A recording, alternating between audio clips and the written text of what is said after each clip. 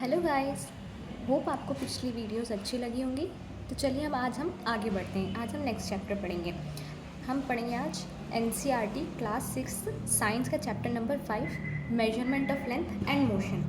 हम लेंथ को कैसे मेजर कर सकते हैं, मतलब हम उसे कैसे नाप सकते हैं, और मोशन क्या होता है। ठीक है, आगे बढ़ते हैं। Deepa a curious 11-year-old girl, जो कि एक 11 साल की लड़की है दीपा, लीव्स इन अ टाउन। वो एक टाउन में रहती है in the state of Haryana. मतलब हरियाणा की स्टेट आप जानते होंगे, वहाँ पर एक छोटे से गांव में वह रहती है। The new school year has started, मतलब नया स्कूल का सेशन स्टार्ट हुआ है। Deepa needs a new uniform. Deepa को एक नई यूनिफॉर्म चाहिए, मतलब नई ड्रेस चाहिए स्कूल के लिए। Since she has grown taller, क्योंकि वो बड़ी हो गई है, अब लंबी हो चुकी है। Her mother takes her to a cloth shop. उनकी माता जी उन्हें कहाँ लेके जाती हैं, एक क्लॉथ की शॉप पे, मतलब एक कपड़े की दुकान पे। She ask for a 2 metre cloth piece. वो 2 मीटर क्लॉथ पीस मांगती, मतलब कपड़े का टुकड़ा मांगती हैं 2 metre. The shopkeeper measures the cloth using a metal measuring rod. जो शॉपकीपर रहता है, दुकानदार जो रहता है, वो जो कपड़े को नापता है, वो एक मेटल बड़ी सी लंबी रॉड से नापता है। ठीक है। देन उसके बाद the tailor takes her measurements. उसके बाद टेलर उनके नाप लेते हैं using a flexible measuring tape. वो एक फ्लेक्सिबल मेजरिंग टेप होती है, फ्लेक्सिबल मतलब जो मुड़ सके, ऐसे टेप से उसका नाप लेते हैं। Her mother instruct the tailor to increase the length of her uniform by 4 अंगुला। उनकी जो मम्मी रहती है दीपा की, वो टेलर को ये बोलती हैं कि आप इसकी जो कुर्ती है उसकी लेंथ बढ़ा दीजिए 4 अंगुला। 4 फिंगर्स विथ, मतलब कि 4 उंगली के बराबर।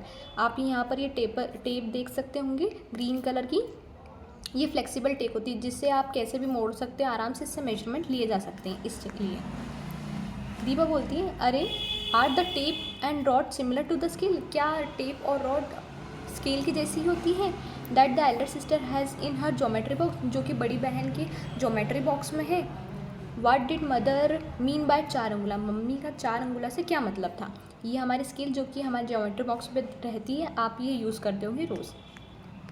Deepa shares her experience. Deepa अपना एक्सपीरियंस शेयर करती है विथ हर स्कूल फ्रेंड्स, उनके स्कूल के दोस्तों के साथ। Anish, Hardeep, Padma, Tasneem and this led to a discussion amongst them. ये एक्सपीरियंस शेयर करने के बाद उन पांचों में डिस्कशन होता है, इनके जो फ्रेंड्स होते हैं उनमें। ये रहे, आप इनकी फ़ोटोज़ देख सकते हैं, दीपा, अनीश, हरदीप, पद्मा और तस्नीम। ठीक है, अब आगे बढ़ते हैं। हाउ डू वी मेजर, हम नापते कैसे हैं। हरदीप बोलता है, I have seen my grandmother. उसने अपनी दादी को देखा है measuring cloth by the length of her arm. कपड़े को अपने हाथों के द्वारा मेजर करते हैं, अपने हाथों से वो मेजर कर रहे हैं। Have you ever seen how farmer measures. आपने कभी देखा है कि किसान जो रहता है वो कैसे मेजर करता है। Length to divide his field into beds. अपनी जो खेती है उसको बेड्स में डिवाइड करने के लिए, मतलब छोटे छोटे टुकड़ों में डिवाइड करने के लिए वो कैसे मेजर करता है। ही वॉक्स, वो चलता है, and counts the number of his strides. वो चलता है और अपनी पैरों की गिनती को करता है। ऐसा पद्मा कहती है, says Padma.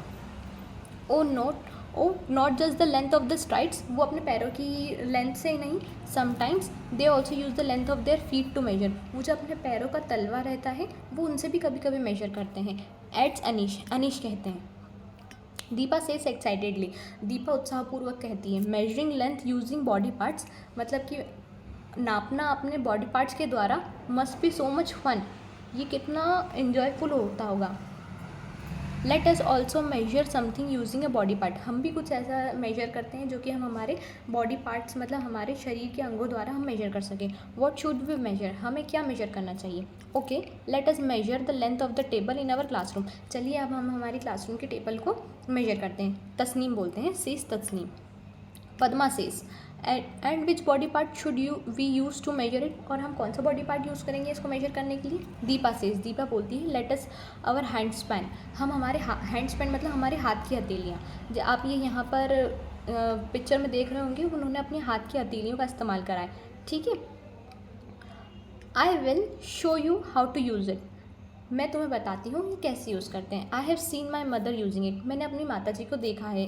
She calls it बलिश्त, वो इसे बलिश्त कहती हैं। हरदीप से, हरदीप बोलता है, okay let us note down our measurements. चलिए हम हमारी मेजरमेंट्स को नापते हैं। ठीक है, तो वो लोग एक एक करके अपने अपने हाथों से टेबल को नापते हैं। ठीक है, टेबल 5.1 में क्या लिखा है, measuring the length of the table, measure करते हैं। अनीश मेजर करता है तो उसकी स्लाइटली मोर देन 13, उनकी जो नंबर ऑफ हैंड स्पैन है, मतलब उनके हाथ कितने आते हैं, तो वो 13 से ज़्यादा आता है, थोड़ा सा ज़्यादा। पद्मा के बिल्कुल करेक्ट 13 आते हैं। तस्नीम के स्लाइटली लेस देन, मतलब थोड़ा सा 13 से कम आता है। और दीपा का बिटवीन 13 एंड 14, 13 और 14 के बीच में आता है। हरदीप का कितना आता है, 14 आता है। सबकी अलग अलग आए, ठीक है। Padma says oh the number of the hand span is different for all of us. Padma बोलती है कि हमारे सबके हैंड स्पैन, जो हमारे हाथों की हथेलियाँ हैं, वो तो सबके लिए अलग अलग आई उनकी measurement. So what we can we say about the length of the table, तो हम टेबल की लेंथ क्या बताएं। But why should the number be different, पर ये नंबर से डिफरेंट क्यों है। हरदीप आस्क्ड थॉटफुली, हरदीप ऐसे सोचते हुए बोलता है। तस्नीम सेज, तस्नीम बोलती है आई कैन गेस, मैं बता सकती हूँ। Our hand span out of different sizes, हमारे हाथ जो हैं वो अलग अलग साइज़ के हैं, मतलब छोटे बड़े हैं। Anish gives an idea, Anish idea देता है। लेट अस चेक दिस, चलिए हम इसे चेक करते हैं। So all of them put there hand spans along each other, वो लोग अपने हाथों को एक दूसरे की तरफ ऐसे बढ़ाते हैं। And arrive at the conclusion, और अपने हाथों को ऐसे एक दूसरे से जोड़कर देखते हैं और इस कंक्लूजन पे आते हैं, इस निष्कर्ष पे आते हैं that the length of their hand spans are different, और वो ये इस निष्कर्ष पे आते हैं कि उनका हैंड स्पैन जो है वो मतलब सब किसी का बड़ा है तो किसी का छोटा है। दीपा से थॉटफुली, दीपा सोच कर ये कहती है no wonder people use scales and measuring tapes, अब मैं जान गई कि लोग स्केल और मेजरिंग टेप्स का यूज़ क्यों करते हैं। Deepa and her friends, Deepa और उसके जो फ्रेंड्स रहते हैं, compare the length of the table with the length of their hand span, वो अपने टेबल की लेंथ और अपने हैंड स्पैन की लेंथ को कंपेयर करते हैं। The length of the table is expressed in terms of their hand span, क्योंकि उन्होंने जो टेबल की लेंथ थी वो अपने हाथों के द्वारा बताई गई थी कि हाँ ये इतने इतने हैंड स्पैन पे है, इतनी हथेलियों दूर है। Here the hand span use for the measurement is an example of unit, यहाँ पर जो हैंड स्पैन है, हमारी जो हथेली है वो यूनिट है मेजरमेंट की। And the length is expressed into 2 parts, और जो लेंथ है मतलब जो हमने अभी नापा टेबल को, वो 2 पार्ट में डिवाइडेड है। A number and a unit, एक नंबर है मतलब कि किसी के 13 आ रहे थे, किसी के 14 आ रहे थे और किसी के 13 और 14 के बीच में आ रहे थे। एंड यूनिट, यूनिट क्या थी उसमें, hand span. For example if the length of the table is found to be 13 hand span, अगर हम देखते हैं कि टेबल की लेंथ जो है वो 13 हैंड स्पैन आती है, then 13 is the number, 13 number हो जाएगा। And hand span is the unit, hand span उसकी यूनिट हो जाएगी। सिलेक्टेड फॉर द मेजरमेंट, जो कि हमने सिलेक्ट करा था मेजरमेंट के लिए कि हम हाथों से नापेंगे। However hand spans and other similar units such as length of the foot, fist और fingers differ from person to person. हम ये देखते हैं कि हैंड स्पैन जो हमारे हैंड्स रहते हैं, हमारे पाम एंड अदर यूनिट्स, जैसे कि लेंथ ऑफ द हैंड हमारी आर्म मतलब हमारे हाथ कितना लंबा है, फूट हमारे पैर, फीस्ट हमारे fingers, different from person to person, ये सबके डिफरेंट होते हैं। किसी के बड़े हो सकते हैं, किसी के छोटे हो सकते हैं, किसी के मोटे हो सकते हैं। Thus there is a need for such a unit, तो इसलिए हमें एक यूनिट की ज़रूरत है। For which measurement of the same length made be by different people do not differ, इसलिए हमें एक यूनिट चाहिए मेजरमेंट की, जिससे ये पीपल और मतलब सब लोग एक जैसा नाप सकें, किसी का अलग अलग ना हो। India has a rich history of measurement, India की रिच हिस्ट्री है, इस मतलब उन्होंने बहुत तरक्की करी थी इसमें systems dating back to the ancient times, पुराने ज़माने में। अंगुला फिंगर विड्थ, अंगुल जो हमारी उंगलियों से नापते हैं, मल्टीपल ऑफ अंगुला बहुत सारी उंगलियों से। Dhanusha and yojana some of this units mention in the ancient Indian literature, angula dhanusha और योजना ये कुछ यूनिट्स थी मेजरमेंट की हमारे प्राचीन काल में इंडिया में। And use in the measuring artifacts architecture and town planning, इसको यूज़ करा जाता था हमारे आर्टिफैक्ट्स कुछ बनाने में, आर्किटेक्चर बिल्डिंग बनाने में, और टाउन प्लानिंग मतलब कि गाँव को बसाने में। The angula is still use by traditional craft person, traditional craft person जो रहते हैं मतलब जो क्राफ्ट पर्सन रहते हैं उनके द्वारा आज भी अंगुला को इस्तेमाल किया जा सकता है। क्राफ्ट पर्सन कौन कौन से हो सकते हैं, जो चीज़ें बनाते हैं, लाइक कारपेंटर्स जो लकड़ी का काम करते हैं, और टेलर्स जो कि कपड़े सिलते हैं। Several objects with ruled markings, बहुत सारे ऑब्जेक्ट जिनमें रूल्ड मार्किंग्स होती है, मतलब उसमें ऑलरेडी डिफाइंड मार्किंग्स होती है, which could be scales have been excavated from the sites of the Harappan civilisation, ऐसी स्केल जिनमें ऑलरेडी मार्किंग थी, ऐसी कुछ स्केल्स हरप्पन की साइट से, हरप्पन सिविलाइजेशन, हरप्पन जो पुराने लोग थे, सबसे पुराने लोग वही माने जाते हैं, उनकी साइट से निकाली गई थी, वहाँ से खुदाई में निकली थी, एक्सकवेटेड मतलब, ठीक है। 5.2 standard units, several system of the units evolve with time, बहुत सारी सिस्टम ऑफ यूनिट्स आई वक्त के साथ in different parts of the world, अलग अलग दुनिया के देशों में, जैसे कि पोलैंड में कुछ और आया होगा, इंग्लैंड में कुछ और इंग्लैंड, पोलैंड और अमेरिका में कुछ और आएगा। हमारे इंडिया में हमने देख ही लिया कि हड़प्पन सिविलाइजेशन में आया। However, when people started traveling from one place to another, जब लोगों ने एक से दूसरी जगह पे जाना चालू करा, दूर दूर जब वो यात्रा करते थे, it create a lot of confusion, उनके मन में बहुत सारा ऐसा कन्फ्यूजन हो जाता था, क्योंकि सब जगह अलग अलग चीज़ों से नापते थे वो लोग। This led to the different countries coming together. इसके बाद क्या हुआ कि इससे लोग परेशान होकर बहुत सारी कंट्रियों ने मिलकर एक क्या करा and adopting a set of standard units of measurement, एक set of standard units of measurement उन्होंने अपनाया कि हम यही फॉलो करेंगे, ताकि क्या है सबको कन्फ्यूजन ना हो अलग अलग जगह पे।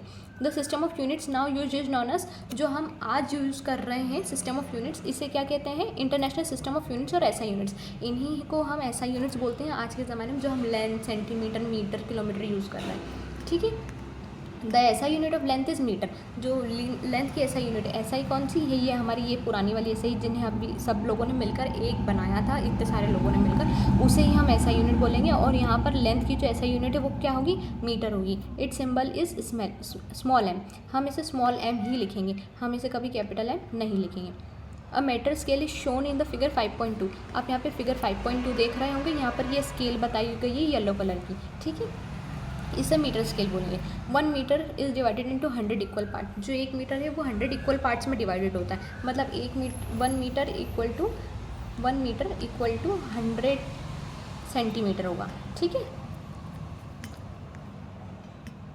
Each division is called centimetre, जो वो 100 निकल के आया था वो क्या बोला जाएगा, उस एक इक्वल पार्ट को क्या बोला जाएगा, सेंटीमीटर, मतलब 100 centimetre. You may be familiar with the smaller part of the metre scale, आप अब इसके स्मॉलर पार्ट से वाकिफ़ हो चुके हैं। Typically 15 centimetre long, shown in the figure 5.3। आपने आपके बॉक्स में जो स्केल देखी होगी, डोम्स की भी आती है या अलग अलग कंपनीज़ की आती हैं, आपने देखा होगा वो स्केल 15 सेंटीमीटर लॉन्ग होगी। ठीक है। Look carefully at the 15 centimetre scale. 15 centimetre scale आप देख रहे होगे अपने हाथों में, जो आपकी पेंसिल बॉक्स में रखी है। It has markings in centimetre from 0 to 15, उसमें मार्किंग्स होंगी 0 से लेके 15 तक, जो कि सेंटीमीटर में। The length of any section between 2 consecutive big marks such as 1 and 2 और बिटवीन 5 and 6 इज़ 1 सेंटीमीटर। आप जो देख रहे हैं इतनी लंबी स्केल, उसमें जो छोटे छोटे सेक्शंस है, जैसे कि 1 और 2 के बीच में, 2 और 3 के बीच में, 3 और 4 के बीच में, ऐसे 5 और 6 के बीच में, उस जो छोटी मार्किंग्स है उसको हम क्या नाम देंगे, 1 सेंटीमीटर बोलेंगे। ठीक है। ऑब्जर्व दैट दिस सेक्शन, आप इसे ऑब्जर्व करिए कि ये जो सेक्शंस है of 1 centimetre length are further divided into 10 equal parts. आप इसमें देखिए, ये जो स्केल आप 5.3 में देख रहे हैं, ये हमारी वो पेंसिल बॉक्स की स्केल है। इसमें आप देख सकते हैं 1 और 2 के बीच में 10 इक्वल पार्ट्स में डिवाइडेड किया गया, 10 इक्वल पार्ट्स में से डिवाइड किया गया है। आप ज़रा ध्यान से देखिएगा। ठीक है। आप इसे गिनेंगे तो वो 10 ही निकलेंगे। The length of the one of this smaller parts is called millimetre. और जो हम 10 इक्वल पार्ट्स देख रहे हैं इसके बीच में, इस एक पार्ट को बोलेंगे हम, जैसे 10 है तो उसमें से एक पार्ट को हम क्या बोलेंगे, मिलीमीटर, मतलब इसमें 10 mm है इनके बीच में। ठीक है। 1 mm is the smallest value of the length that you can measure using this scale. आप इस स्केल से यूज़ करके जो सबसे छोटी जो लेंथ नाप सकते हैं वो 1 mm ही है। 1 mm is equal to the 1/10 of a centimetre. 1 mm क्या है, 0.1 सेंटीमीटर। अब आप देख सकते हैं कि ये 1 सेंटीमीटर है। अब मान लीजिए ये 1 सेंटीमीटर और उसमें 10 पार्ट्स हैं, मतलब ये 10 mm है। 10 mm हुआ ना, तो जैसे कि आप देखिए तो ये 1 सेंटीमीटर इक्वल टू 10 mm।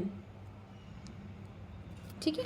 तो 10 mm हुआ। अब यहाँ पर हम क्या करेंगे, इस 10 को इसके नीचे ले आएंगे, तो ये क्या होगा, 1 mm इक्वल टू 1/10 सेंटीमीटर।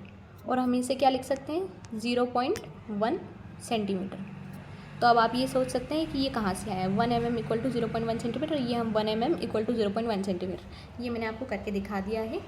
ठीक है। अब हम आगे चलते हैं। फॉर मेजरिंग लार्जर लेंथ, बड़ी लेंथ को नापने के लिए we use a larger unit called kilometre.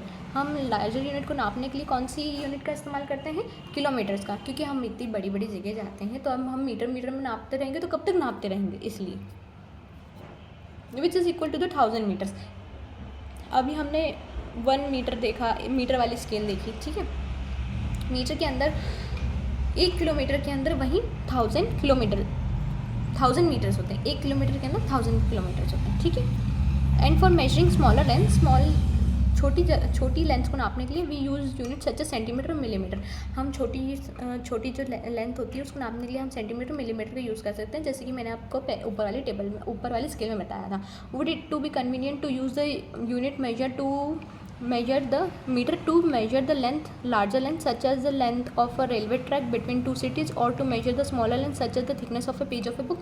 अब इसमें क्या बोल रहे हैं, क्या ये ईजी होगा, कन्वीनियंट होगा कि हम जो बड़ी लेंथ है उसे हम मीटर में नापें। जैसे कि हम रेलवे ट्रैक, आपने रेलवे तो देखी होंगी कितनी लंबी लंबी दूरी तक बिछ रहती। अगर हम 2 सिटीज़ के बीच में अगर रेल से ट्रैवल करेंगे और अगर उसके बीच में हम मीटर से नापेंगे तो क्या ये कन्वीनियंट होगा, ईजी होगा।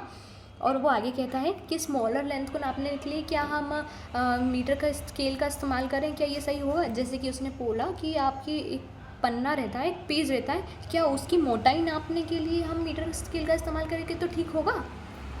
आइए आगे देखते हैं। मैंने आपको ये ऊपर ही बताते थे 1 किलोमीटर को 1000 किलोमीटर होता है, 1 मीटर इक्वल टू 100 सेंटीमीटर होता है, 1 सेंटीमीटर को 10 mm होता है। ये मैंने आपको ऊपर बता दिया था, ठीक है। In some scales you might have noticed another scale markings. आपने कुछ स्केल्स में अलग अलग मार्किंग्स भी देखी होंगी। This scale marking is in inches, ये इंचेस में होती है।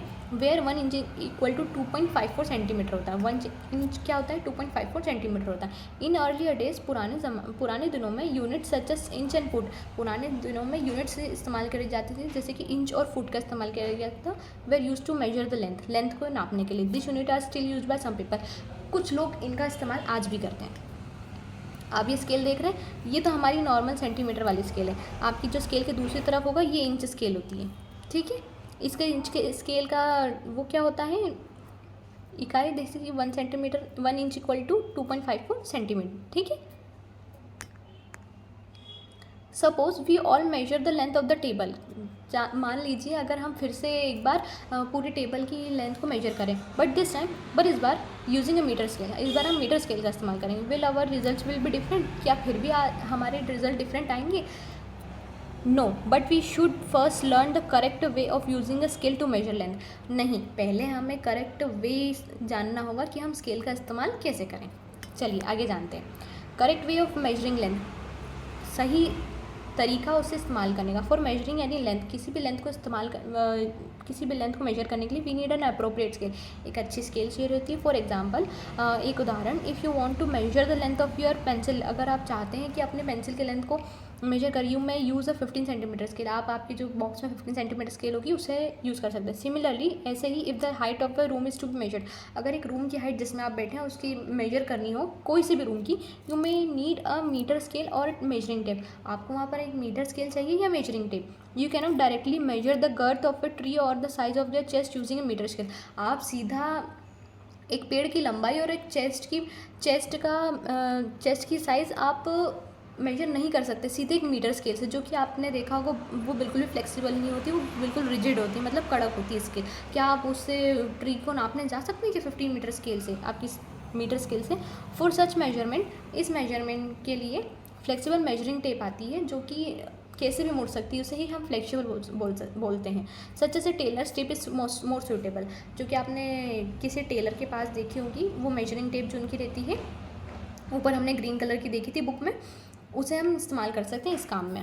वाइल मेजरिंग लेंथ, मेजर करते हुए we need to take care of some point, हमें कुछ पॉइंट्स का ध्यान रखना होगा। What is the correct way to place the scale, हमें देखना है कि सही तरीके से हम स्केल को कैसे रखें। Place the scale in the contact with the object, आप जो स्केल है जिस ऑब्जेक्ट को नापना है उसकी लेंथ जो नापनी है उसके ऊपर कांटेक्ट में रखें, मतलब उसके ऊपर चिपका के रखें।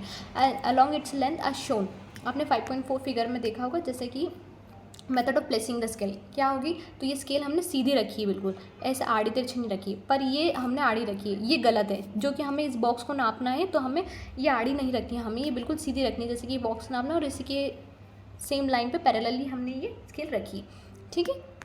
What is the correct position of the I while reading the scale, हमारी आँखों का देखने का तरीका भी सही होना चाहिए उसमें। फॉर एग्जाम्पल, उदाहरण से, if you are trying to measure the length of a pencil, अगर आप पेंसिल की लेंथ मेजर करते हैं by lining it with the scale, scale के द्वारा पास रखकर, तो position of your eye should be directly about the tip of the pencil, तो आपकी जो आँख होगी वो बिल्कुल उसके ऊपर ही रहनी चाहिए। टिप ऑफ द पेंसिल मतलब उसकी नोक के ऊपर ही पेंसिल की। यहाँ फिगर में आप देख सकते हैं correct position of the eye is the B. अब आप यहाँ देखें कि यहाँ पर ए बी सी तीनों हैं, लेकिन हमने देखा कि हमें बिल्कुल सीधा ऊपर रखना है, तो हमें यहाँ बी ये 0 से चालू हुई और ये कहाँ आके रुक रही है, तो ये यहाँ 13.5 पर आके रुक रही है। तो हमें कहाँ से देखना होगा, बी से देखना होगा, तब हमें इसे दिखेगा। अगर हम सी से देखेंगे तो ये हमें थोड़ा आड़ा दिखेगा, तो ये हमें 13 या 13.3 तक दिख सकता है। और अगर हम ए से देखेंगे तो भी हमें ये गलत ही दिखेगा। तो इसका सही तरीका क्या है, बी से देखना, बी से देखेंगे तो ही हमें ये सही दिखेगा। ठीक है। How to measure the length of the ends if the scale are broken, हम कैसे मेजर कर सकते हैं कि अगर हमारी स्केल आखिरी कोनों से टूटी हो, if the ends of the scale are broken, अगर उसके आखिरी कोने टूटे हैं, और the zero marking is not clear, अगर हमें जीरो मार्किंग नहीं दिख रही है स्केल पे सही से, it can be still use for measurement, ये फिर भी हम इसे लेंथ को नापने के लिए मेजर कर सकते हैं। With the such a scale, ऐसी स्केल से use any other full mark of the scale, ऐसा कोई सा मार्क देखिए जो आपको पूरा दिख रहा हो, से 1 सेंटीमीटर, आपको जीरो की जगह 1 दिख रहा होगा, जैसे आपने यहाँ देखा। ज़ीरो ना दिखते हुए हमें, मान लीजिए हमें यहाँ ज़ीरो नहीं दिख रहा, तो हम यहाँ 1 से चालू कर देंगे। ठीक है। Then you must subscribe the reading of this mark from reading at the end other end. आप क्या करिए, आपने जहाँ से 1 से चालू करा, और अगर आपने यहाँ पर 10 तक ले लिया, 10 तक लेने के बाद आप क्या करेंगे, यहाँ से 10 में से 1 माइनस कर देंगे, तो वो हमारा 9 सेंटीमीटर आ जाएगा सही उसकी reading. For example, in the figure 5.6, आप 5.6 में देख सकते हैं, इस फिगर में the reading of the one end is 1 centimetre, 1 centimetre है, and at the other end it is 10.4 centimetre, दूसरे एंड पर ये 10.4 सेंटीमीटर है। ठीक है, ये देख सकते हैं आप। Therefore the length of the object is 10.4 minus 1 centimetre. तो हम क्या करेंगे, अगर हमने 1 से नापी, क्योंकि यहाँ पर 0 तो है ही नहीं, तो हम यहाँ से 10.4 आ रही है, 10.4 से हम 1 माइनस कर देंगे, तो हमारी सही लेंथ आ जाएगी 9.4 सेंटीमीटर। ठीक है। Correct method of placing the scale with broken and, हमने सीख लिया। How do visually challenge the students major length, अगर जैसे देखने में तकलीफ है कोई से ऐसे बच्चे को, या वो देख नहीं सकता है, तो वो कैसे लेंथ मेजर करेगा। Then they use scales with raised markings, वो ऐसी स्केलों का इस्तेमाल कर सकते हैं जिसमें रेज्ड मार्किंग हो, जिसमें उठी हुई मार्किंग हो। They can be felt by the touching them, जिससे हम सिर्फ छूकर पता कर सकते हैं कि उसमें मार्किंग है। जैसे आप ये स्केल देख सकते हैं फिगर में, इस पर उठी हुई मार्किंग से यहाँ पर 1 है, 2 है, 3 है, 4 है, तो इससे बच्चा देख सकता है कि हाँ ये कितना नंबर है। ठीक है, आगे बढ़ते हैं। एक्टिविटी 5.1 लेट अस मेजर, हम ये देखते हैं, select some objects around you, ऐसे कोई से ऑब्जेक्ट्स देखिए अपने आसपास, सच से कॉम मतलब हम जिससे बाल बनाते हैं, कंघी, a pen, pencil and an eraser to measure their length, उनकी लेंथ मेजर करने के लिए। Measure their length by 1 by 1 using a metre scale, अब आप इनकी लेंथ मेजर करिए एक मीटर स्केल से, एक के बाद एक, and note down the measurement, और अपना मेजरमेंट किस में लिखिए, टेबल 5.2 में, इसमें लिखिए। अब आप यहाँ पे लिखिएगा, एक में इरेजर लिखना, ठीक है, फिर एक में पेंसिल, फिर एक में पेंसिल लिखना, आप ऐसे कैसे भी लिख सकते हैं, पेन लिख सकते हैं, स्केल लिख सकते हैं, कुछ भी लिख सकते हैं, और उनकी लेंथ क्या है आप देख लीजिएगा, आप लिखिएगा यहाँ पे। Why are some length measuring devices made up of flexible materials, ऐसा क्यों होता है कि जो लेंथ मेजरिंग डिवाइसेस होते हैं, जो कि टेप या फिर कोई सी स्केल होती है, वो कभी कभी फ्लेक्सिबल मटेरियल से बनाई जा सकती है जो कि मुड़ सके। आइए देखते हैं। वाइल राइटिंग द लेंथ, हमने जब लेंथ लिखते हुए, do not forgot to write the unit also, आप लेंथ लिखते हुए ये मत भूलिए कि आपने कौन सी यूनिट का इस्तेमाल करे थे, या तो सेंटीमीटर या इंच या metre. 10 your result will consist of the 2 parts, मतलब आपका रिजल्ट जो आपने लिखा वो 2 भाग में आएगा। 1 पार्ट इज़ अ नंबर, एक पार्ट नंबर आएगा, चाहे वो 10, 11, 12 कितना भी हो सकता है, and the other part is the unit of the measurement, और अदर पार्ट कौन सा होगा, जिसके पीछे आप लिखोगे क्या यूनिट है, सेंटीमीटर, मीटर, किलोमीटर, मिलीमीटर। ठीक है। Some of your friends in the class, कुछ फ्रेंड्स आपकी क्लास के अंदर would have measure the length of the same objects, कुछ बच्चों ने एक ही जैसी चीज़ को मेजर किया होगा, जैसे कि किसी एक बच्चे ने पूरी पेंसिल को मेजर कर, जिसमें अभी तक पूरा शार्प नहीं किया गया हो। बहुत सारे बच्चों के पास ऐसी होगी, तो आप अपनी उन्हें देखिएगा। Compare the length measured by you with that of your friend. आपने जिन दो फ्रेंड्स ने एक जैसी चीज़ों का मेजर किया है, आप दोनों अपनी लेंथ को कंपेयर करिए। Are the measured length the same और स्लाइटली डिफरेंट, क्या वो मेजर्ड लेंथ है वो एक जैसी है या कुछ अलग है। इफ़ नॉट द सेम, अगर ये सेम नहीं है, discuss the possible reasons for the differences. आप इसके डिस्कस कीजिए अगर वो सेम नहीं है कि ये अलग अलग क्यों आया है। Unit of the length such as kilometre. हम यूनिट ऑफ द लेंथ देखते हैं जैसे कि kilometre, metre, centimetre and millimetre. Begin with a lower case letter. अब आपने देखा होगा लोअर केस लेटर मतलब जो कैपिटल नहीं है। कैपिटल मतलब हम ये होता है और स्मॉल मतलब कि ये होता है। इसे हम लोअर केस लेटर कहते हैं, इन्हें हम अपर केस लेटर कहते हैं। तो अब आपने देखा होगा कि मीटर, सेंटीमीटर, किलोमीटर, मिलीमीटर में लोअर केस लेटर है, मतलब डी है, छोटा वाला डी है। ऐसा क्यों?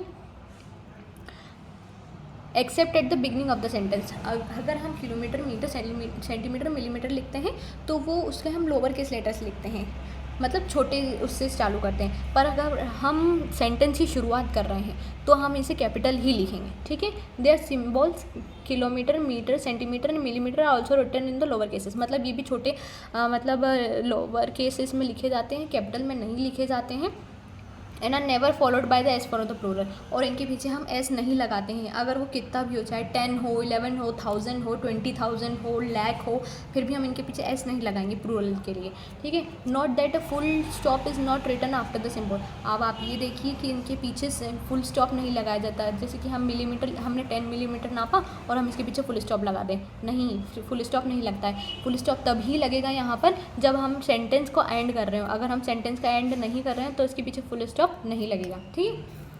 Note that a full stop is not written after the symbol. अब आप ये देखिए इसके पीछे सिम्बॉल के पीछे फुल स्टॉप नहीं लगेगा accept eight the and of the sentence, sentence के एंड होने पर। वाइल राइटिंग द लेंथ, पर अगर लेंथ को लिखते समय always leave a space between the number and the unit. अगर आप ये लिख रहे हैं, एक नंबर होगा और एक यूनिट होगी, अगर आप इन दोनों को लिख रहे हैं तो उनके बीच में एक स्पेस होनी चाहिए। एक स्पेस होनी चाहिए मतलब कि जैसे कि मैंने ये 1 लिखा और इसके पीछे मुझे सेंटीमीटर लिखना है तो मैं थोड़ी सी स्पेस छोड़ दूँगी, फिर उसके बाद सेंटीमीटर लिखूँगी। बिल्कुल ऐसा नहीं कि चिपका के लिख दिया, थोड़ी सी स्पेस छोड़ूंगी उसके बाद ही लिखूंगी, ठीक है। 5.4 measuring the length of A curved line. अगर हमें कर्व्ड मतलब कि ऐसे घूमी हुई लाइन के अगर हमें लेंथ नापनी हो तो क्या हम कैसे नापेंगे?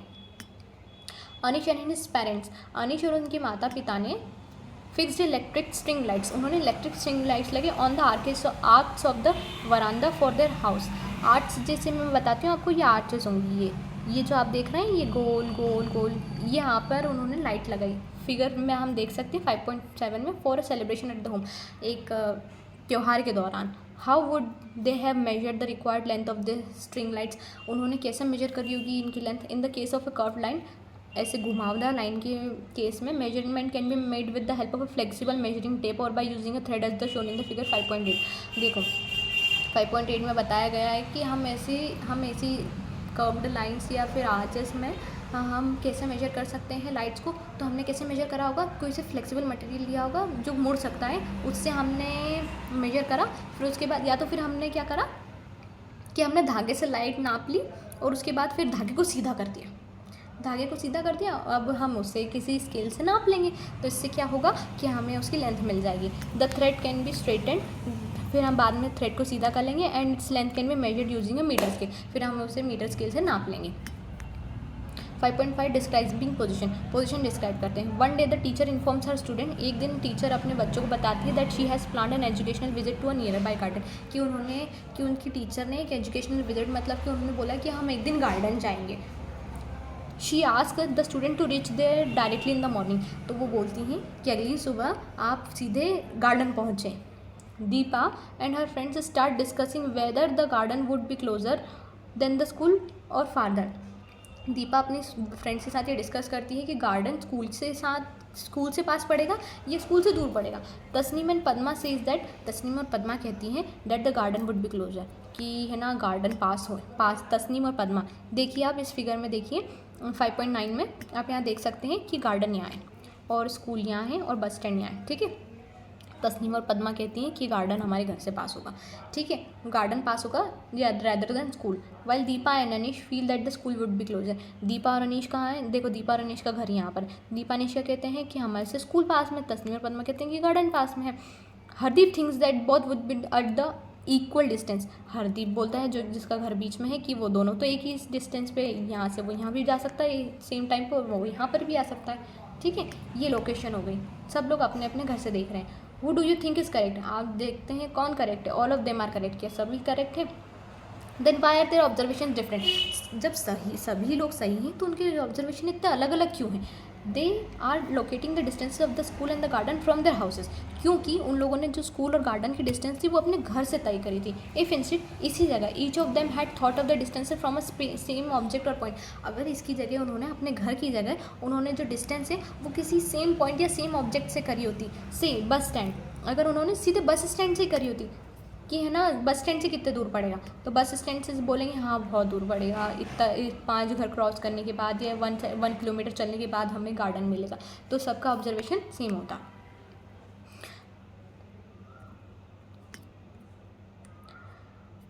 when distance is stated with respect to a fixed point, अगर हम बोलते हैं कि अगर हम बस स्टैंड से नाप रहे हैं वो हमारा एक फिक्स्ड पॉइंट होगा 5 बच्चों का, तो और point then this point is called a reference point, तो हम उसे रेफरेंस पॉइंट बोलेंगे। जैसे कि सब बच्चों ने है ना बस स्टैंड से नापा, तो बस स्टैंड से सबके लिए सेम होगा, तो वो उन्होंने एक फिक्स्ड पॉइंट से नापा अपने अपने घर को छोड़कर, तो वो उनके लिए एक रेफरेंस पॉइंट हुआ, मतलब यहाँ पे बस स्टैंड रेफरेंस पॉइंट हुआ। इसी जो फिक्स्ड पॉइंट से हम किसी चीज़ को नापते हैं उसी को क्या बोलेंगे, रेफरेंस पॉइंट बोलेंगे। अ फ्यू डेज लेटर, कुछ दिनों बाद, Hardeep tells his friends excitedly, Hardeep अपने दोस्तों को उत्साहजनक बोलता है, let us all go to the playground, चलिए हम सब प्लेग्राउंड चलते हैं। The sports teacher wants us to help her to draw lines with चूना पाउडर, लाइमस्टोन पाउडर। जो स्पोर्ट्स टीचर है उनकी, वो चाहती हैं कि वो लाइंस बनाने में मदद करे चूना पाउडर से, जो कि ग्राउंड बनानी है। For making the kabaddi court for the sports day, kabaddi court बनाने के लिए स्पोर्ट्स डे के लिए। सभी के स्कूलों में स्पोर्ट्स डे होते हैं। पद्मा कहती है we will need a longer measuring tape, हमें बड़ी मेजरिंग टेप चाहिए इसके लिए। Let us take it from the sports room, हाँ चलिए हम उसे स्पोर्ट्स रूम से लेकर आते हैं। दीपा कहती है let us first decide the point on the ground, चलिए हम पहले एक पॉइंट डिसाइड करते हैं ग्राउंड पे, which we will measure the distance, जहाँ से हम मेजर कर सकते distance, to start drawing the lines, जहाँ से हम स्टार्ट कर सकें लाइन बनाना। Let us call this our reference point, चलिए हम इसे रेफरेंस पॉइंट का नाम लेते हैं। ऐसी मेजरिंग टेप होती है जो कि फ्लेक्सिबल भी होती है और बहुत लंबी दूरियों तक नाप सकती है। ये आप देख सकते हैं कि उनका रेफरेंस पॉइंट यहाँ पर है और यहाँ से उन लोगों ने सब ने लाइन्स बनाना चालू करी मेजरिंग टेप की हेल्प से। ठीक। आफ्टर फ्यू डेज, कुछ दिनों बाद, Padma was travelling by bus to her grandparents in the Delhi, वो अपने दादा दादी के पास जाने के लिए पद्मा बस से ट्रैवल करती है दिल्ली के लिए। She was eager to reach Delhi, वो उससे बहुत जल्दी थी दिल्ली पहुंचने के लिए। And was reading the kilometre stones, वो किलोमीटर स्टोन्स देखती है। जैसे कि आपने कहीं ट्रैवल करा होगा तो आपने किलोमीटर स्टोन्स देखे होंगे। On the side of the road के पास में, on one of the kilometre stones, एक किलोमीटर स्टोन्स पे क्या लिखा था, it was written Delhi 70 kilometre. यहाँ पर आप देख सकते हैं कि पिक्चर में क्या लिखा, 70 kilometre. Further on the next kilometre stone is read Delhi 60 kilometre. थोड़ी दूर जाने के बाद उसने देखा कि यहाँ पर 70 की जगह क्या लिखा हुआ है, 60 किलोमीटर लिखा हुआ है। अगले जो स्टोन आता है इस पर, each kilometre stone indicated that, हर जो स्टोन है वो उसे बताता है that she was getting closer, वो पास जा रही है to her grandparents house, अपने दादा दादी के घर के पास जाती जा रही है। This kilometre stones indicated her distance from Delhi, ये जो स्टोन है उसकी और दिल्ली के बीच की डिस्टेंस बता रहे हैं। So Delhi is the reference point in this situation, तो इस सिचुएशन में दिल्ली रेफरेंस पॉइंट है। What do such kilometre stones indicate, ये सब जो किलोमीटर स्टोन्स है ये क्या बताते हैं।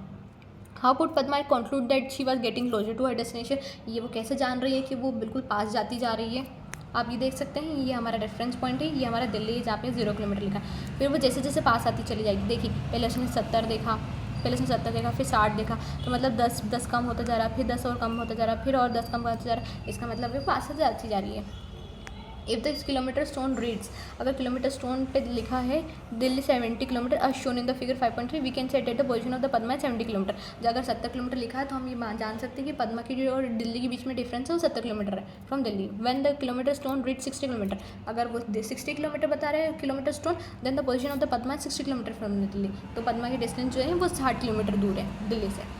Does this mean that the position of the Padma with respect to the reference point is changing with time, तो हम इससे क्या जान सकते हैं कि जो पद्मा की जो डिस्टेंस है दिल्ली से वो वक्त के साथ बदल रही है। When does the position of an object change, object की पोजिशन कब बदलती है with respect to a reference point, reference point के मतलब एक फिक्स्ड पॉइंट के रेस्पेक्ट में उसकी डिस्टेंस कब बदलती है? Does it can change with an moving when an object is moving? क्या ये तब बदलती है जब वो ऑब्जेक्ट चल रहा हो? मूविंग थिंग्स, अब हम मूविंग थिंग्स के बारे में जानेंगे। Late us explore activity 5.2। हम look around and prepare a list of 5 objects. अपने आसपास देखिए और ऐसी 5 चीज़ों की लिस्ट बनाइए दैट आर इन मोशन, जो कि मोशन में है, मतलब चल रही हैं। And find objects that are at rest, और ऐसे ऑब्जेक्ट्स जो ऑब्जेक्ट मतलब चीज़ या कोई सामान जो कि एट द रेस्ट है, मतलब जो स्थिर है, रुका हुआ है। Record your observation in the 5.3। आप 5.3 नीचे दी हुई टेबल में अपना ऑब्जर्वेशन लिख सकते हैं। Think about how you decided.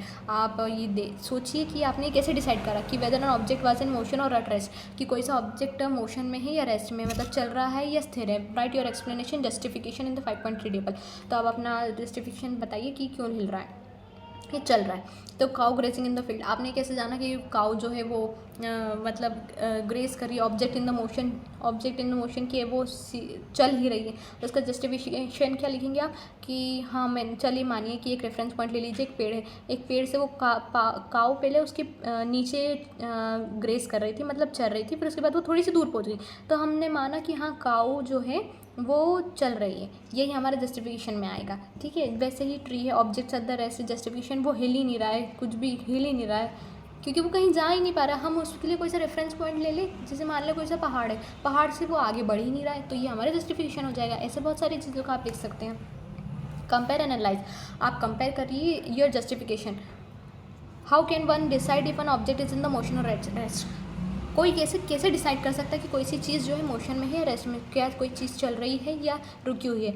N object is said to be in the motion, हम कहते हैं कि ये चीज़ चल रही है if its position changes with respect to the reference point with time. मैंने आपको पहले ही बताया था, कोई अगर चीज़ चल रही है तो हम उसके लिए एक रेफरेंस पॉइंट लेंगे, अगर वो रेफरेंस पॉइंट से आगे बढ़ी तो वो चीज़ मोशन में होगी विथ टाइम, वक्त के साथ। Even object is not changing its position, अगर कोई सा ऑब्जेक्ट अपना पोजिशन चेंज नहीं करा with reference to the reference point, अगर वो पेड़ पहाड़ से आगे नहीं बढ़ रहा है with this time it is said to be at the rest, तो हम उसे कह देंगे कि वो स्थिर है, वो रुका हुआ है।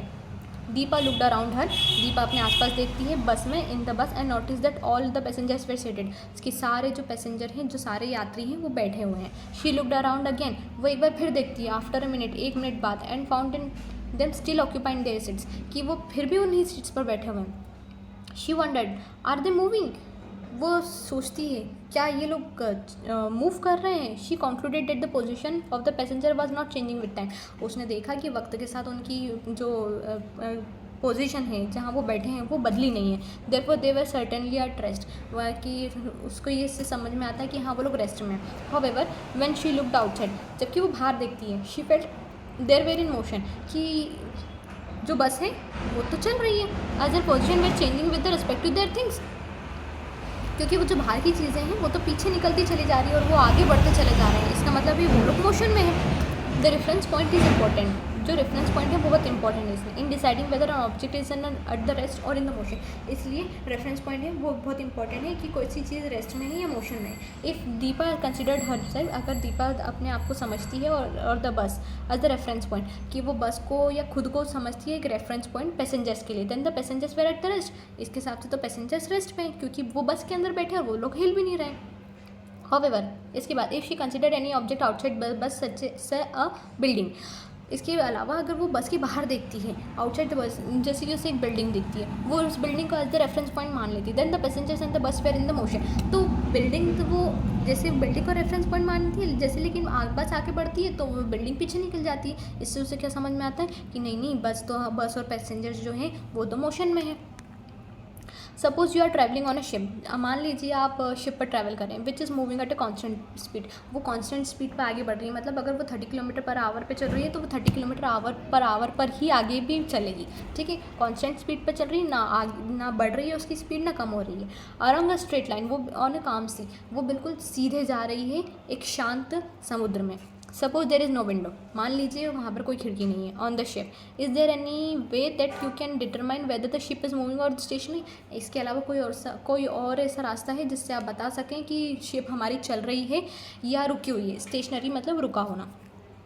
Types of motion activity 5.3 let us explore. Take an eraser, एक इरेजर लीजिए and drop it from a certain height, और आप उसे थोड़ी सी ऊंचाई से गिरा दीजिए। ठीक है, एंड ऑब्जर्व इट्स मोशन, और उसकी मोशन को देखिए। Does it move along a straight line, क्या वो सीधी लाइन में गिरा. When an orange drops from the tree, जब एक ऑरेंज हमारा संतरा जब वो ट्री से गिरता है, does it move in a straight line, क्या वो सीधे गिरता है. Have you seen the Republic day parade, क्या आपने रिपब्लिक डे की परेड देखी जो कि हम 26 जनवरी को देखते हैं. क्या आपने वो रिपब्लिक डे की परेड देखी जब सब एक जैसी लाइन में चलते हैं. Recall the march past of the student during the parade, आपने वो मार्च पास्ट देखा है जो बच्चे करते हैं 3 लाइन में एक जैसे चलते जाते हैं या 2 लाइन में चलते हैं. Do they move on a straight line path, क्या वो सीधे चलते हैं. When a heavy box is pushed, जब आप एक भारी भरकम बॉक्स को धक्का देते हो, इट में also move along a straight line, वो भी एक स्ट्रेट लाइन में चलता है. ठीक है. When an object moves along a straight line, जब एक ऑब्जेक्ट सीधे चलता है बिल्कुल सीधे, the motion is called linear motion, तो उसे हम क्या कहेंगे, linear motion. Identify such linear motion in your surrounding, ऐसे कोई लीनियर मोशन आप अपनी सराउंडिंग्स में देखिए. यहाँ पर आप देख सकते हैं हमने बिल्कुल रबर को छोड़ा था तो वो सीधे जा रहा है, हम ये बॉक्स को धक्का देंगे तो वो सीधे जाएगा, आड़ा तिरछा तो नहीं जाएगा, है ना. जैसे कि अब यहाँ पे देखिए ऑरेंज गिर रहा है तो वो सीधे नीचे गिर रहा है. अब ऐसा तो नहीं है ये ऑरेंज यहाँ गिर जाए, ऐसा तो नहीं होगा. ये बच्चे भी सीधे चल रहे हैं, कोई ऐसा नहीं जा रहा है या कोई गोल नहीं घूम रहा. ठीक है, इसलिए को हम बोलेंगे linear motion. But do things always move in a straight line, क्या सारी चीज़ें हमेशा सीधी ही चलती हैं. You might have enjoyed playing on swings and मेरी गो राउंड्स, आपने है ना ऐसा बहुत एन्जॉय करा होगा स्विंग्स या मेरी गो राउंड्स में जिसमें हम गोल गोल घूमते थे. Are this types of motion also linear motion, क्या ये भी लीनियर मोशन है. Activity 5.4 let us investigate. Tie an eraser और पोटैटो, आपके पास इरेजर हो या पोटैटो या कोई आलू हो तो आप उसे एक धागे से बांध दिए to one end of the thread, आखिरी कोने पे बांध लीजिए. Hold the other end of the thread with your hand, आप दूसरे कोने को अपने हाथ से पकड़िए एंड वर्ल्ड इट मतलब आप उसे गोल गोल घुमाइए अपने हाथों से. ऑब्जर्व इट्स मोशन, अब उसके मोशन को देखिए. Is the motion of the eraser the same as that of a merry go round, क्या अब मोशन इरेजर बिल्कुल आखिरी एंड पे बंधा है, अगर हम अब उसे गोल गोल घुमाएंगे तो क्या वो मैरी गो राउंड जैसा हो जाएगा जैसे हम गोल गोल घूम के खेलते थे. When an object moves along with circular path, जैसे ही सर्कुलर पाथ मतलब गोल घूमना, अगर कोई सा ऑब्जेक्ट गोल घूम रहा है तो इस मोशन को क्या कहेंगे, it's motion is called circular motion. तो इस मोशन को हम क्या कहेंगे, सर्कुलर मोशन. जब कोई भी ऑब्जेक्ट अगर घूमता हुआ दिखाई दिया वो सर्कुलर मोशन में आएगा. ठीक है. अब आप यहाँ देख सकते हैं इस फिगर में कि हमने यहाँ पर एक एंड हमारे हाथ में है और दूसरा एंड पर रबर बंधा हुआ है, ये सर्कुलर मोशन में घूम रहा है तो इससे हम क्या कहेंगे, सर्कुलर मोशन बोलेंगे. अब आप किसी एक घोड़े पर बैठे हो और अब आप जैसे ये झूला चलता है तो ये गोल गोल घूम के आप वापस इसी जगह पे आ जाओगे, वापस ऐसे गोल गोल घूमते रहोगे तो इसे हम क्या बोलेंगे, सर्कुलर मोशन बोलेंगे. ठीक है. Activity 5.5 let us investigate. Tie an eraser और potato to one end of the thread, वापस से एक इरेजर बांधिए या तो फिर एक पोटैटो बांधिए. Hang the eraser by holding other hand of the thread and keep your hand steady. Hang मतलब कि आप उसे अपने हाथ में लटका लीजिए, जैसे कि आपने ये इसमें देखा, आप ऐसे सीधे लटका लीजिए. ठीक है. Hang the eraser by holding the other end of the thread, keep your hand steady. Steady मतलब कि स्थिर रखिए अपने हाथ को जिससे आपने पकड़ा हुआ है. यूजिंग द अदर हैंड, दूसरे हाथ से take the eraser slightly to one side and then release. आप क्या कीजिए कि जो इरेजर है उसको थोड़ा सा अपने दूसरे हाथ से यहाँ ले जाइए और यहाँ ले जाने के बाद अपने हाथ से इरेजर छोड़ दीजिए. अब क्या करेगा, अब आप जानते हो ये इरेजर यहाँ से यहाँ जाएगा, फिर यहाँ से फिर यहाँ जाएगा. ठीक है. और ये वापस वैसे ही मोशन करता है. Does it start moving to and fro. To and fro मतलब आगे जा रहा है जहाँ से आपने छोड़ा था, फिर वहाँ से वापस पीछे आ रहा है, तो क्या टू एंड फ्रो चल रहा है आगे पीछे. If its motion similar to the motion of a swing, क्या ये बिल्कुल स्विंग के जैसा है. स्विंग जैसे कि आपने यहाँ देख रहे होंगे ये स्विंग है, ये बच्चा झूल रहा है आगे और ये पीछे, इसे है हम स्विंग कहेंगे. When an object moves to and fro about some fixed position, जैसे ही कोई ऑब्जेक्ट या चीज़ आगे और पीछे घूमती है एक फिक्स्ड पोजीशन के आसपास, जैसे कि ये फिक्स्ड पोजीशन इसके नीचे थी, ये इसकी फिक्स्ड पोजीशन थी, ये फिक्स्ड पोजीशन थी, ये इसके आगे जा रहा है और ये फिर इसके वापस पीछे जा रहा है, इसी के बोलेंगे टू एंड फ्रो मोशन. ये इसी को क्या कहते हैं, ऑसिलेटरी मोशन करेंगे. एक फिक्स्ड पोजीशन के अबाउट में वो लोग टू एंड फ्रो मूव कर रहा है, उसे हम ऑसिलेटरी मोशन कहते हैं. ठीक है. अब आगे बढ़ते हैं. Activity 5.6 let us investigate. Take a thin metal strip of about 50 centimetre long. ऐसी कोई सी थिन मेटल स्ट्रिप लीजिए या तो फिर आपने वो जो लोहे की स्केल देखी होगी बहुत लंबी आती थी उसे लीजिए. Hold it in one end press to a table. आप इसे पकड़िए और अपने टेबल पर प्रेस कीजिए, मतलब कि you may use a few books और a brick to hold it. आप क्या करिए कि ये जो स्केल है इसको आप स्थिर रखने के लिए क्या करिए कि ये गिर ना जाए, इसलिए इसके ऊपर या तो फिर एक ईंट रख लीजिए या तो फिर ये बुक्स रख दीजिए. ठीक है. Press the free and of the strip slightly and let it go, press the free and कौन सा, ये वाला। तो हम इसमें क्या करें, उसने बोला प्रेस करो, इसे प्रेस करो मतलब हम क्या करेंगे, इस पर थोड़ा सा नीचे धक्का देंगे, ठीक है, ऑफ द स्ट्रिप लाइटली, और यहाँ पर धक्का देने के बाद इसे छोड़ देंगे। Observe the motion of the strip and does it move up and down, क्या ये अगर हम इसे नीचे धक्का देंगे तो क्या ये वापस ऊपर आएगी, तो बोलेंगे हम आएंगी। वापस नीचे जाएगी तो बोले हाँ हाँ वापस जाएगी, तो वो ऊपर नीचे होती रहेगी थोड़े टाइम तक। This is an example of an oscillatory motion, ये भी एक एग्जांपल है ऑसिलेटरी मोशन का, क्योंकि इसकी ये फिक्स्ड पॉइंट ये है और ये ऊपर और नीचे जा रही है, इसका मतलब क्या होगा, ये ऑसिलेटरी मोशन हुआ। If an object repeats its path after fixed interval of time, अगर कोई ऑब्जेक्ट अपना पाथ वापस रिपीट करे कुछ वक्त के बाद, its motion is said to be periodic, तो हम उसे क्या बोलेंगे, पीरियडिक। जैसे कि हमने इरेजर छोड़ा था तो वो फिर आगे जा रहा था, फिर पीछे जा रहा था, तो ये आ रहा है और वापस आ रहा है, मतलब इसी पाथ को फॉलो कर रहा है, वो इसके अलावा कहीं नहीं जा रहा है, तो इसे हम क्या बोलेंगे, पीरियडिक मोशन बोलेंगे। ऐसे ही बच्चा झूले पे झूल रहा था, उसे भी हम पीरियडिक बोलेंगे, ठीक है। When an object is in the circular motion, अगर कोई सा ऑब्जेक्ट सर्कुलर मोशन में, it also moves along a circular path again and again, वो फिर भी जब हम उसको घुमा रहे थे रबर को, वो सर्कुलर मोशन में थी, रबर को घुमा रहे थे, वो वापस से वही पाथ फॉलो कर रही थी, आगे पीछे तो नहीं भग रही थी, इसी को हम क्या बोलेंगे, वो भी सर्कुलर पाथ में थी, तो हम इसे भी पीरियडिक मोशन बोलेंगे, क्योंकि वो वही पाथ फॉलो कर रही है। An object is an oscillatory motion also repeats इस मोशन, हमने ऊपर ही देखा कि अगर हम रबर को बांधते हैं और वो आगे पीछे जा रही है, ये ऑसिलेटरी मोशन था, इसी ये वापस अपना पाथ फॉलो कर रहा है, मूविंग टू एंड फ्रो, इसका मतलब ये भी पीरियडिक मोशन है। Both circulatory and oscillatory motion are in the periodic motion, oscillatory और सर्कुलेटरी मोशन दोनों है ना पीरियडिक है नेचर में, जबकि लीनियर नहीं है, ठीक है।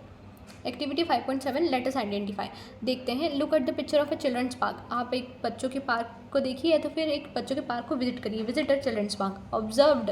Observe different kinds of motion, वहाँ पर बहुत सारे मोशंस हो रहे होंगे, आप उन्हें ध्यान से देखिए। Classify them as the linear, circulatory और ऑसिलेटरी मोशन, अब आप उन्हें ध्यान से देखिए कि कौन सा लीनियर है, कौन सा ऑसिलेटरी है, कौन सा सर्कुलर है। इसे आप list them in the 5.4 table, आप 5.4 टेबल में लिखिए, give your justification for why would you put it in such certain category, आपने उसे उस कैटेगरी में क्यों लिखा, इसके लिए लिखिए। देखो ये स्लाइड कर रही है लड़की, ये बिल्कुल सीधे जा रही है, अब हम इसे लाइन बना के देख लेंगे, क्योंकि हमें ऐसे सीधे समझ में नहीं आएगा, हम लाइन बना लेंगे कि वो कैसे कहाँ जाएगी, तो वो सीधे आके यहाँ रुक जाएगी, तो मतलब ये सीधे आ रही है, तो इसे क्या बोलेंगे, ये कौन सा मोशन है, तो ये लीनियर मोशन है, समझ गए आप। और हम क्या बोलेंगे कि वो सीधे स्लाइड करी, स्लाइड सीधी थी, इसलिए हम क्या बोलेंगे कि वो लीनियर मोशन है। अब इन दोनों बच्चों को देखिए, अब इन दोनों बच्चों को आपने ये झूला तो झूला ही होगा, ये क्या करता है कि है ना, ये ऐसा गोल गोल घूमता है। अब हम लाइन बनाएंगे तो ये गोल आ गई, ये लाइन तो गोल आ गई, तो इसके लिए क्या बोलेंगे हम, ये सर्कुलेटरी मोशन है। अब आप ये देखिए झूले वाले तो हमने पहले भी देखा था, ये आगे जाएगा फिर वापस पीछे जाएगा, फिर आगे जाएगा फिर पीछे जाएगा। अब ऐसा तो नहीं है बिल्कुल ऐसा ऐसा हो जाएगा, ऐसा तो होता नहीं है, वो आगे जाएगा फिर पीछे आएगा, तो ये कौन सा मोशन हुआ, तो ये ऑसिलेटरी मोशन हुआ, ठीक है। फिर हम पीछे आते हैं, ये देखते हैं, ये बच्चे सीसॉ पे झूल रहे हैं, तो सीसॉ पे कैसे झूल रहे हैं, ये ऊपर जाएगी फिर ये नीचे आएगी, फिर ये ऊपर जाएगा, फिर ये नीचे आएगा, फिर ये ऊपर जाएंगे बच्चे, तो इससे क्या होगा, ये एक ही जगह पर ऊपर नीचे हो रहे हैं, मतलब अपना एक ही पाथ फॉलो कर रहे हैं और उसी जगह पे रहते हैं। जैसे हमने वो स्केल का एग्जाम्पल देखा था, तो ये कौन सा मोशन हुआ, ये भी ऑसिलेटरी मोशन हुआ। अब ये बच्चा है ना रोप कूद रहा है, ये रस्सी कूद रहा है, तो ये सर्कुलेटरी मोशन में हुआ, क्योंकि ये रोप ऐसे ऐसे जाएगी, ऐसे ऐसे जाएगी, सर्कुलर पाथ बनाएगी। अभी लड़की ये इनसे लटक रही है, हैंग कर रही है, तो अब इसे क्या बोलेंगे, लीनियर मोशन में, क्योंकि वो यहाँ से जहाँ आएगी फिर रुक जाएगी, वो वापस तो जाएगी नहीं, यहाँ से आएगी और यहाँ रुक जाएगी, तो ये सीधा ही हुआ, वो आड़ा तिरछा तो जा नहीं रही है, तो हम इसे क्या बोलेंगे, लीनियर मोशन बोलेंगे, ठीक है। अब आप ये सब यहाँ पर लिख सकते हैं बिल्कुल, ठीक है। अब ये चैप्टर यहीं होता है एंड। अब आप देख लीजिए, आप इन्हें पढ़िए, आप सारे इस चैप्टर्स को पढ़िए, आपका एक चैप्टर एक दिन में कंप्लीट हो जाएगा। तो सोचिए आपका साइंस जो है वो मतलब कितने चैप्टर हैं आपके, वो टोटल सिर्फ 10 to 12 डेज़ में आपको पूरे साइंस कंप्लीट हो जाएगी, अगर आप पूरे लगन से इन्हें देखते हैं तो। और मैं इनकी शॉर्ट नोट्स भी डाल दूँगी, आप उन्हें भी पढ़ सकते हैं, जिससे आपका सिलेबस बहुत जल्दी कंप्लीट हो जाएगा और आपको बहुत जल्दी समझ में आएगा। तो आप बिल्कुल पढ़ना मत छोड़िए, आप अच्छे से पढ़िए। अगर आपको समझ में नहीं आता है तो 2x की स्पीड में वापस से पूरा चैप्टर रिवाइज़ कर लीजिए, तो इससे क्या होगा कि आपका रिवीजन होता चला जाएगा, आपको वो चीज़ ज़्यादा देर दिमाग में रहेंगी। तो आप भी पढ़ते रहिए और खुश रहिए। चलिए फिर हम मिलते हैं नेक्स्ट वीडियो में। जब तक के लिए अगर आपको ये वीडियोस पसंद आती हैं तो आप लाइक करें, शेयर करें और सब्सक्राइब ज़रूर करिएगा, ताकि आपको और ऐसी वीडियोस आगे मिलती रहें, ठीक है। चलिए बाय बाय, टेक केयर।